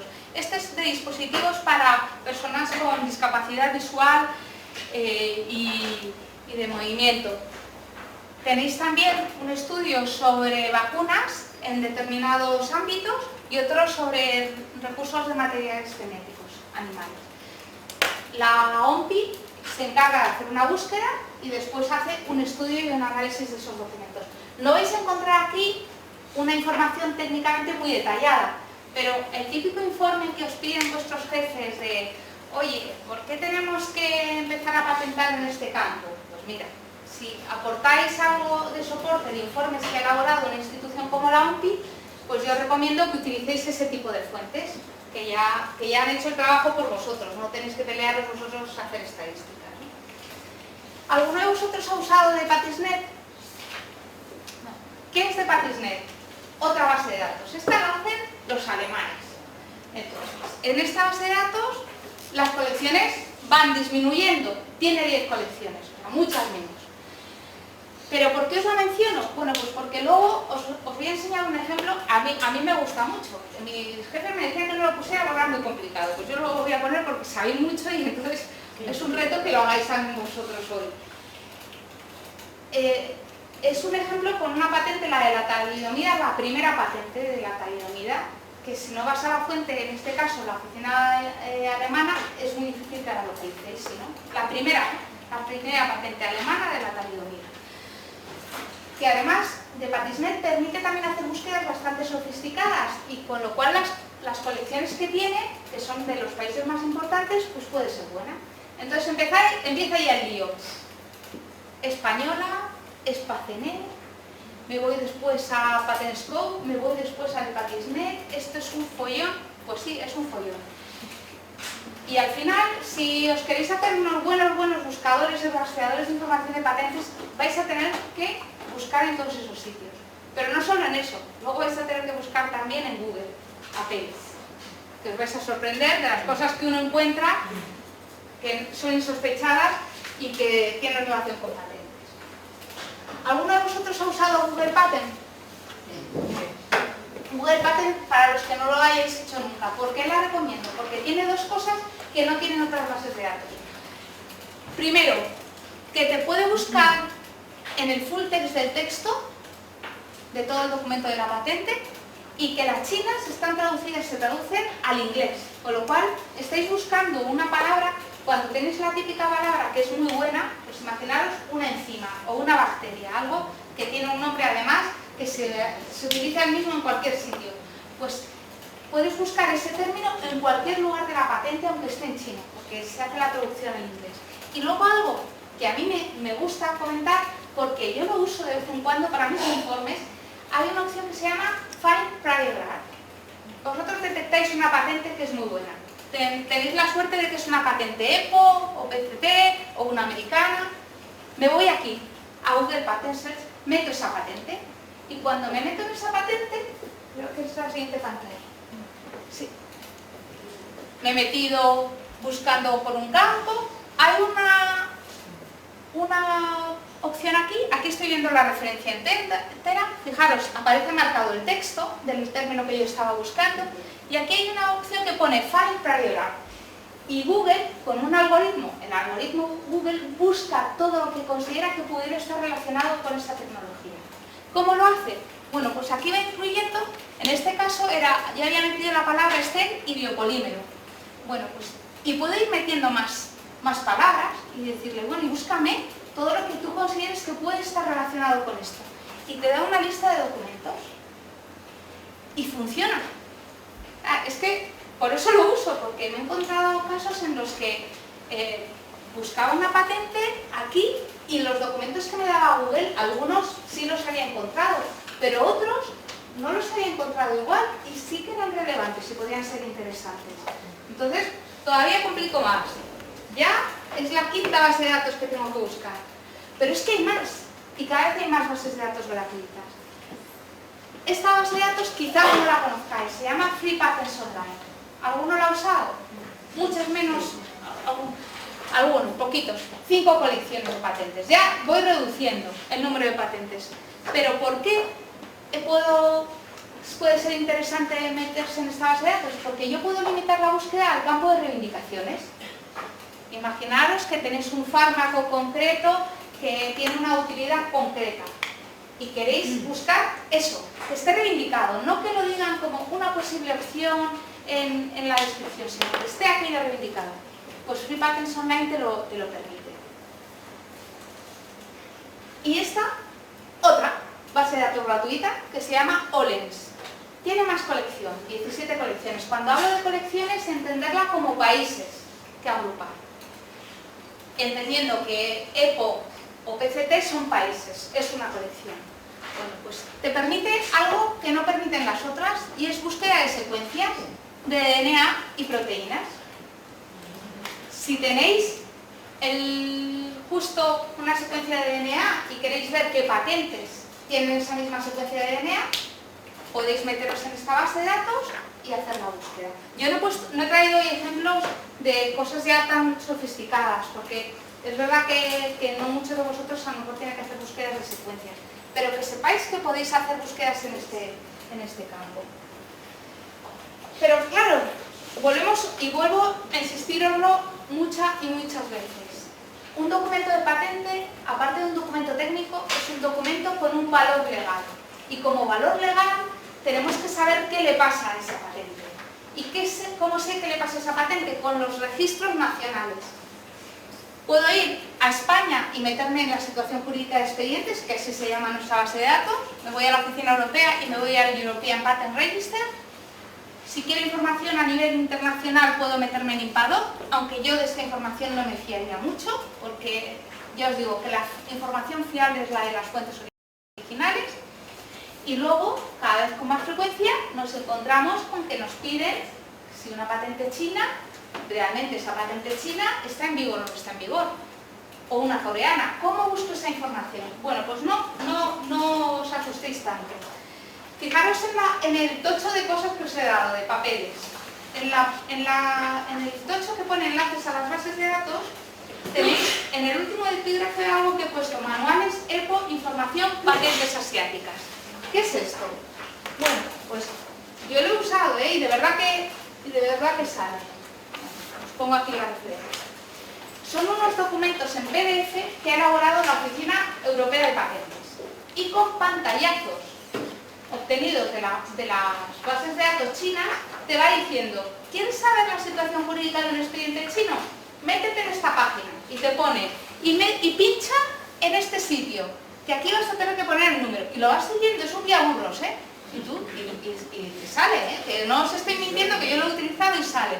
Y vas pinchando, y yo veo, tiene tantos palos el simbolito, pues me meto en este que tiene forma de T o en forma de H con tantos palos, hasta que llego y de repente, como los números sí los pone en números en nuestro alfabeto, pues me llego a una pantalla que tiene un montón de letras chinas y a lo mejor pone 2014/01. Entonces sé que la última anualidad pagada es la del 2014. Funciona. Así que no le tengáis miedo y por eso os he puesto los enlaces, para que os animéis en algún caso a bucear en esta información. Pero además de la información china, pues eso, nos puede interesar algo de la Oficina Europea. Pues me voy al European Patent Register. ¿Y por qué es relevante usar esta información? Porque imaginaros, ahora cuando veamos las búsquedas en Spacenet, automáticamente nos podemos ir al European Patent Register. Yo gracias a eso puedo consultar todo el expediente administrativo, todos los documentos que hay asociados a esa patente, incluidas cartas del examinador, incluidas recomendaciones del examinador, contestaciones del solicitante y todo lo que ha ido sucediendo con la patente, desde que se solicitó hasta que se concedió. Y ahí veis, primero, pues si por ejemplo el examinador de patente, yo siempre recuerdo un caso de una patente que me tocó examinar del Consejo, y era una patente que ya no recuerdo exactamente muy bien en qué era la tecnología, pero utilizaban un disolvente que era bastante común para un proceso químico. Entonces me fui a Register, encontré una patente europea relacionada y el comentario del examinador donde le decían al solicitante: mire usted, este disolvente que usted está empleando, que era el mismo de la patente del Consejo, es que en el estado de la técnica lo consideramos algo obvio. A lo mejor no se ha encontrado para el proceso que usted inscribe, pero como es un disolvente apolar, ya no me acuerdo qué era o no sé qué, que sepa usted que no consideramos que la utilización de este disolvente tenga lo que se llama altura inventiva.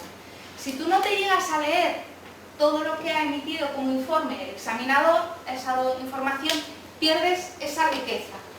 ¿Cuándo llegas a este nivel? Vosotros muchas veces haréis búsquedas que sean simplemente una recopilación de tecnologías relacionadas, pero a lo mejor sí que tenéis que llegar a analizar esa información cuando un solicitante de vuestra institución se empeña mucho en pedir una patente. Y no tenéis formas, no tenéis argumentos para convencerle. Mira, le das la lista de 200 patentes y te dice: no, es que lo mío es distinto. ¿Y cómo consigo yo convencerle?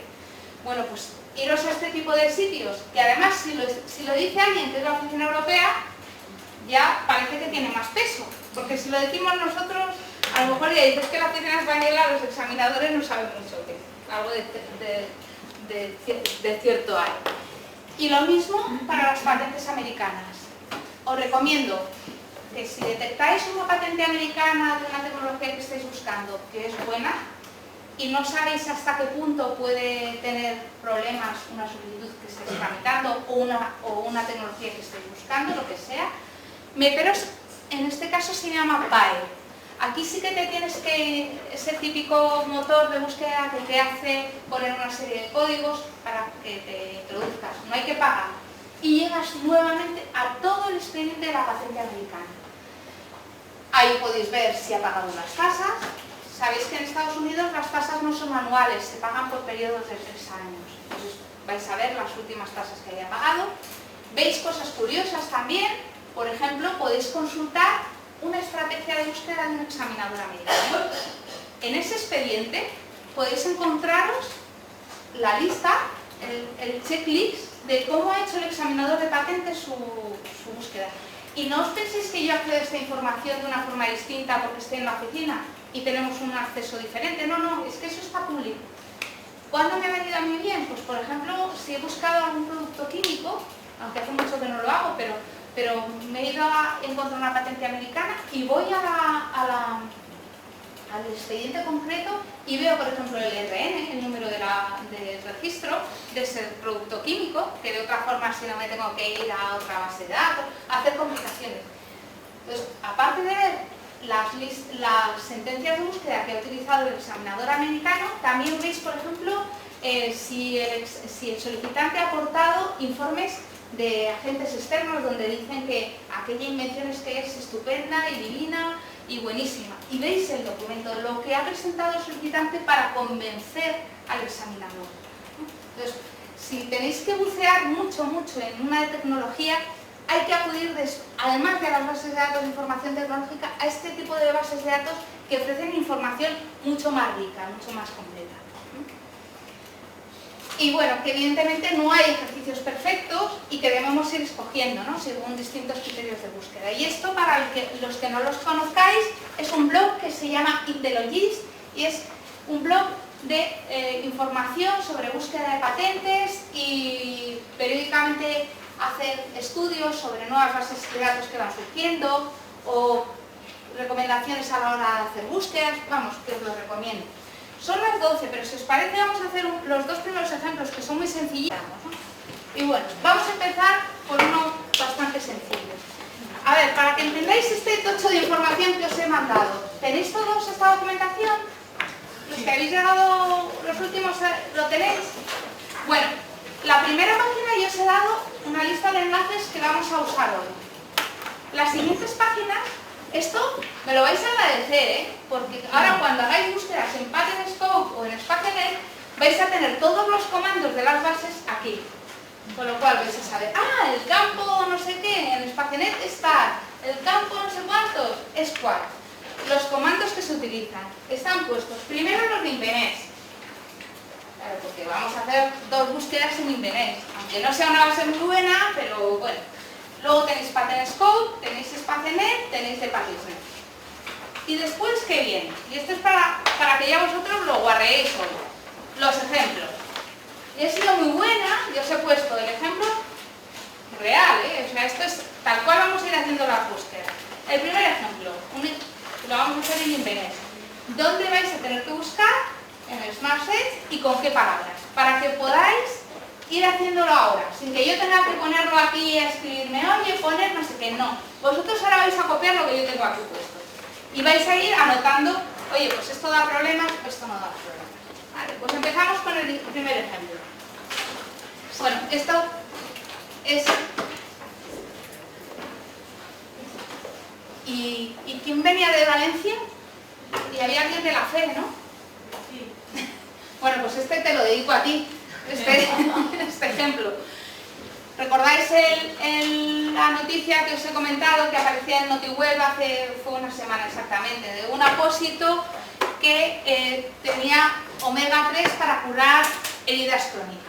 Es un apósito que se ha desarrollado entre 3 solicitantes: Solutex, el Instituto Tecnológico Textil EITEX y la FE de Valencia, el Instituto de Investigación Sanitaria de la FE.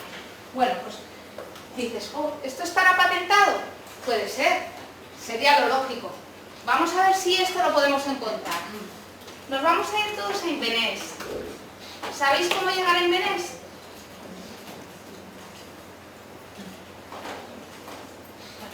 Los que no estéis en Invenés, os vais a la Oficina Española de Patentes y Marcas Os recomiendo que esta pantalla la tengáis todo el rato porque con esta vamos a ir saltando los primeros ejercicios. Nos vamos a Inverness. Y esto es lo primero que nos encontramos. ¿Alguno de vosotros utiliza Inverness en este formato? Haciendo la búsqueda aquí. Bueno, Inverness se puede buscar metiéndote aquí, como si te metes en Google y dices, y busco a pelo, ¿y en dónde estará buscando? Ah, no lo sé, porque lo que hace es buscar en todo el texto de la patente. Pero cuando digo todo el texto, es todo el texto. Busca en las reivindicaciones, busca en el informe, busca en la descripción, busca en el resumen, en cualquier sitio. Es decir, que si yo pongo, por ejemplo, ahora la palabra áreas, me van a aparecer expedientes de patentes que yo he examinado como examinador. En este caso dices, bueno, pues voy a meter la palabra, lo que ponemos ahí, apósito y omega 3.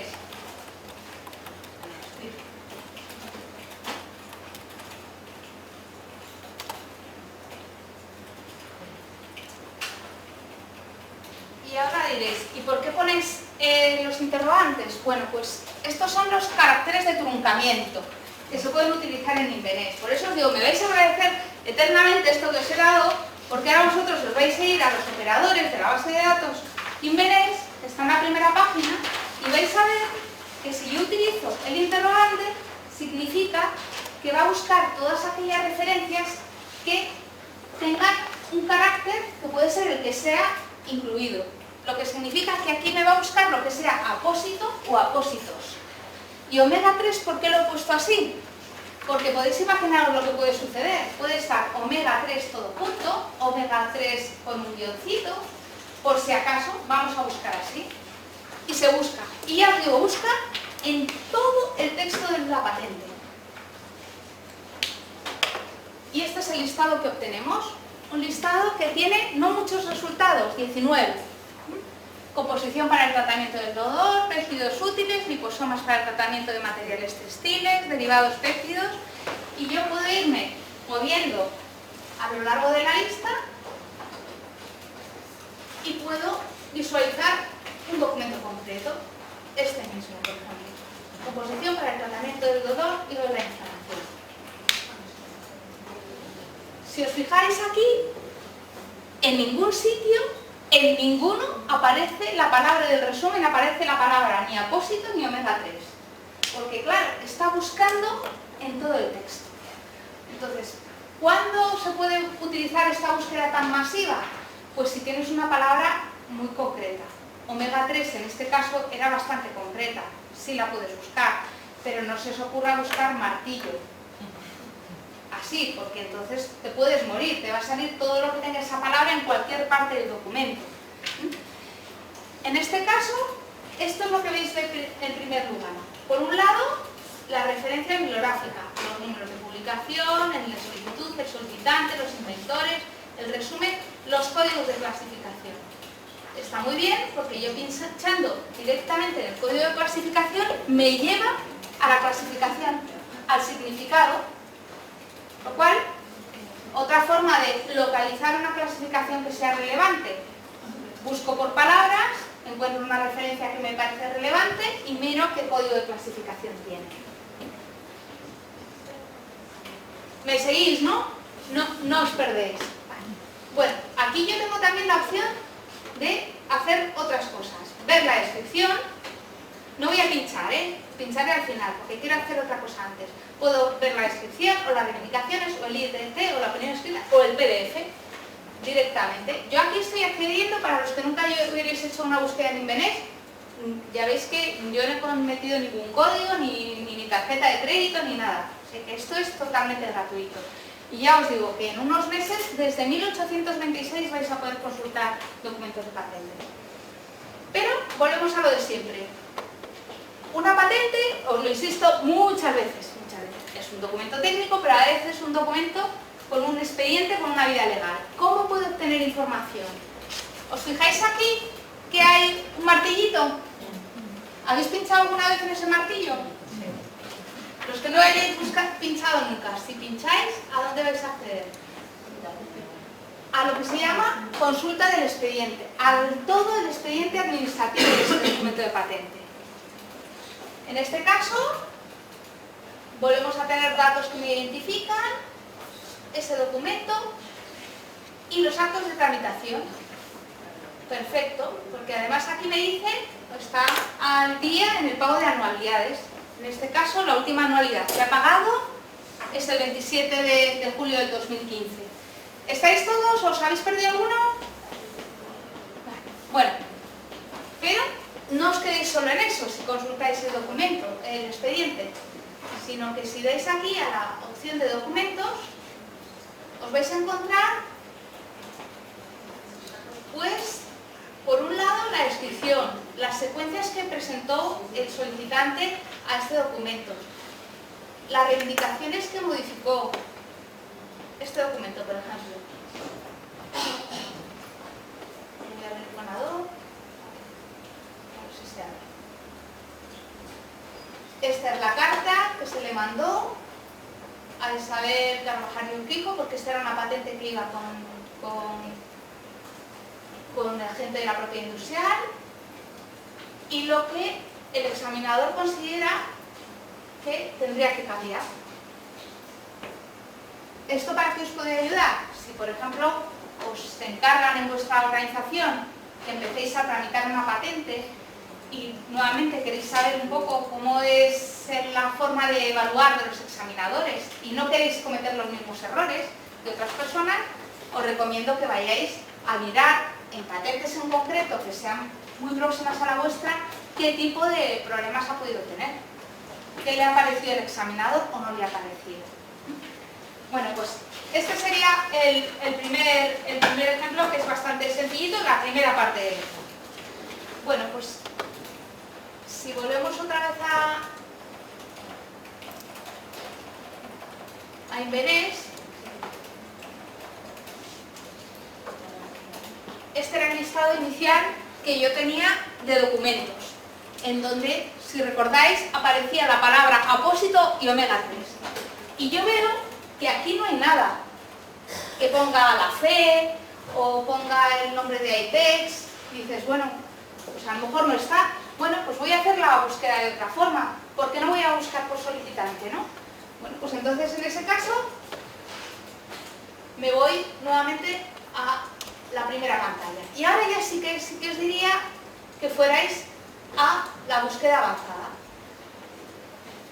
Fijaros, la búsqueda que hemos hecho en todo el texto se queda aquí, O sea, que permanece como un resultado de la búsqueda. No la hemos perdido, Se queda en el histórico. Bueno, pues en este caso, ¿por qué voy a buscar? Pues vamos a buscar por lo que yo os he puesto ahí, os he ido anotando. Podemos buscar se supone que es algo que ha sido solicitado al mismo tiempo, aquí, por Solutex, ITEX o la FE. Pues vamos a ver si hay algo que esté...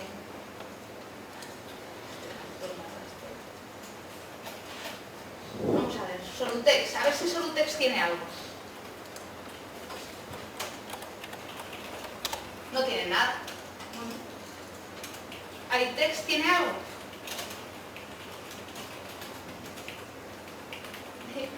ITEX tiene ya unas cuantas publicaciones. En total 14. Pero si os ponéis a mirarlas, pues no hay muchas. Sí que tiene una, esta, con el Consejo Superior de Investigaciones Científicas, esta otra, pero ninguna con el solicitante, otra con la Universidad de Alcalá. Pues no aparece ninguna. Con que el solicitante sea Solutex. Ya era previsible, porque si con Solutex ha dado 0, pues menos daría teniendo Solutex y otros conceptos. Bueno, pues el ejemplo tiene aunque sea simple, tiene su interés, porque ahora viene el problema. ¿Y cómo busco la fe? Es que la fe, os vais a encontrar con que hay patentes que están a nombre de Hospital La Fe, otras a nombre de Institución La Fe. Hay un montón de denominaciones, otros Fundación La Fe. Entonces, eso solo lo vais a ver si vais cacharreando y directamente ponéis, os olvidéis de todos y ponéis fe, punto. para que os hagáis una idea, del Consejo Superior de Investigaciones Científicas creo recordar que hay como 30 variantes de cómo está escrito CSIC. CSIC junto, CSIC con puntos, Consejo Superior y Consejo Superior de Investigaciones Científicas. C.S. porque no está controlado. Se está intentando que el campo de solicitante esté un poco más controlado. Bueno, pues aquí, bueno, esta no tiene nada que ver. No salen demasiadas, no salen más que 82 referencias, es decir, se va bastante rápido por la página. Esta seguro que tiene que ver, porque es Universidad Politécnica de Valencia. Bueno, pues vamos a verla. Y aquí es Fundación para la Investigación, Hospital La Fe. Bueno, creerme que es real, si os digo que La Fe está puesto como Fundación La Fe, Hospital La Fe, Institución La Fe. En este caso está la suerte de que fe es un término no muy común y podéis hacer una búsqueda por fe, pero si fuera un término mucho más vulgar, ahí empiezan los problemas, ¿no? Compañía. Metes la palabra compañía y te puedes morir de lo que encuentras. Bueno, pues vamos a hacer el siguiente ejemplo de Invenex y así ya dejamos Invenex y luego ya volvemos, hacemos la pausa. Tenéis en la presentación, realmente estos son los pantallazos para que vosotros después recordéis estas búsquedas cuando estéis solitos, las tengáis en mente.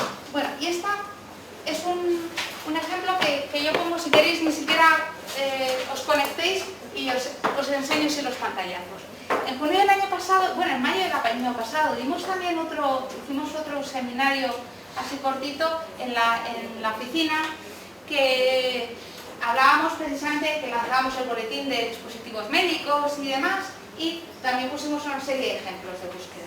Bueno, pues este es uno de los ejemplos que pusimos. En aquel momento había salido en el Parque Científico de la UC3M, el boletín que editan, una noticia de esta patente, una patente de la universidad para hacer biopsias cutáneas rápidas. Bueno, pues decían, además incluso te dan los números de la patente y la patente internacional. Bueno, pues si ahora nos metiéramos en Invenex, no hay ningún problema, lo encontraríamos. Pero yo esto lo utilicé como ejemplo en aquella presentación y les dije, y mirad, yo meto todos estos campos, el campo de UC3M, que ¿cómo lo tengo que escribir? UC3M, Universidad Carlos III de Madrid, todos los posibles sinónimos de al solicitante. Y no aparecía nada. El 10 de mayo de 2015, y este es el pantallazo, como tenía la presentación de ese año, del año pasado, lo tenía yo guardado, pero a los 2 meses repetí la búsqueda, bueno, a los 2 meses un poquito más, a los 3, en septiembre, me encontré ya el documento. ¿Eso qué significa? Que a veces estáis buscando cosas que están pedidas y están solicitadas, pero no están publicadas. Con lo cual, esto, y siempre pongo el mismo ejemplo, es como el embarazo. Si te da positivo, es casi 100% seguro que estás embarazado. Ahora, que te dé negativo, no es, el porcentaje de error es muchísimo más alto. Por el tema que os comento, cómo está escrito el campo del solicitante, que el expediente es secreto durante un cierto tiempo. Y toda esa información no la vamos a poder saber hasta pasado un tiempo. Con lo cual, ese decalaje de aproximadamente 18 meses que hay desde que se solicita hasta que se publica, lo tenéis que tener siempre en cuenta cuando hagáis búsquedas sobre una tecnología o sobre un solicitante. Y si os parece, hacemos la pausa aquí y vamos a después ver ya la clasificación. ¿Os parece bien hasta y media? No es mucho rato, pero es suficiente, ¿no? ¿Tenéis? De todas tus experiencias, tú tienes una forma de trabajo, porque yo suelo intentar ser muy metódica y me gustaría saber, pues voy a saber. Bueno, pues yo luego os he puesto un ejemplo. Sabéis que se ha editado una alerta nueva en nuestra... ¿Sabéis lo que son las alertas tecnológicas que hace la oficina? Pues acabamos de sacar una nueva... Acabamos de sacar una alerta tecnológica nueva que se llama bioimpresión 3D, que la he hecho yo, con sus errores, o sea, no os creéis que yo lo hago todo bien, ni muchísimo menos. Y os voy a explicar cuál ha sido mi trabajo conceptual, es que es tal cual yo lo he hecho. Pero luego está lo que yo le llamo el enrosque, que es en el que me suelo meter habitualmente. Empiezo en uno, hago un círculo y y me meto en otro más grande y acabo teniendo una espiral que ni yo misma sé cómo he llegado a ese punto. Entonces, algo de estrategia tenemos, pero es complicado. Mis compañeros ingenieros son más metódicos y eso sí, ellos siempre buscan aquí, aquí, aquí. Nunca buscan en inglés, por ejemplo. Que, hombre, depende de cosas, en las cosas muy, muy sencillas hay que buscar en española, porque pueden estar registrados como de utilidad y lo pierdes. Bueno, pues si os parece, hacemos la pausa y hay media. A ver, Sí, yo puedo seguir, yo no tengo ningún problema, bueno, en Imenes, cuando no está registrado el expediente, en algunos casos sí que tienes, como que hay un registro, o sí que está certificado el registro de explotación, que no sé si es obligatorio o no. En teoría es obligatorio, pero luego no lo presenta nadie. Vale, y no hay ninguna manera de saber en Spacenet si está licenciado. Nada, no hay ni una sola, porque aunque en teoría, si tú licencias un expediente, tendrías que ir a la oficina correspondiente y depositar el contrato, muchas veces quedan en contratos privados, entonces no se sabe. Vale. No hay base de datos, la típica pregunta, solo hay una cosita curiosa en Patent Scope, que es ver patentes que se ofrecen para licenciar, que es algo que no hay en muchas bases de datos.